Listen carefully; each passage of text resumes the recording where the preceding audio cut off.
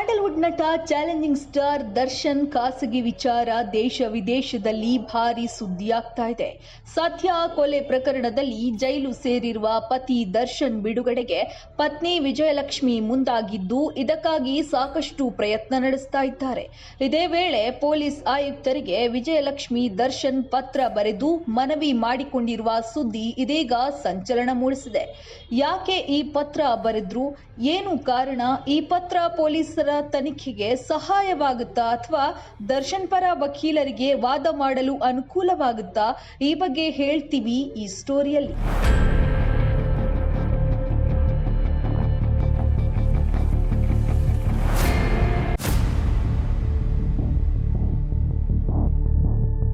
ಹೌದು, ಪವಿತ್ರ ಗೌಡ ದರ್ಶನ್ ಅವರ ಪತ್ನಿ ಅಲ್ಲ ಎಂದು ನಗರ ಪೊಲೀಸ್ ಆಯುಕ್ತರಿಗೆ ನಟ ದರ್ಶನ್ ಪತ್ನಿ ವಿಜಯಲಕ್ಷ್ಮಿ ಪತ್ರ ಬರೆದು ಸ್ಪಷ್ಟನೆ ನೀಡಿದ್ದಾರೆ.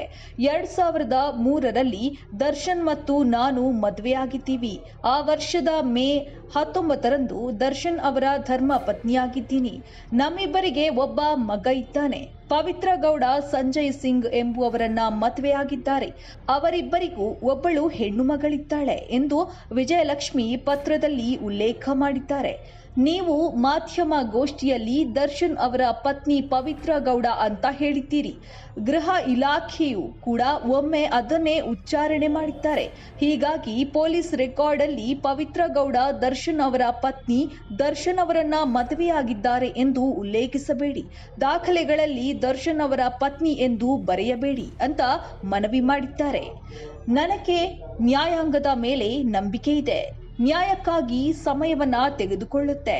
ಆದರೆ ಪವಿತ್ರ ಗೌಡ ವಿಚಾರದಲ್ಲಿ ಮಾಹಿತಿ ಸೂಕ್ತವಾಗಿರಲಿ ಎಂದು ಬಯಸುತ್ತೇನೆ. ಆಕೆ ನನ್ನ ಗಂಡನ ಸ್ನೇಹಿತೆ ಎನ್ನುವುದು ಸತ್ಯ.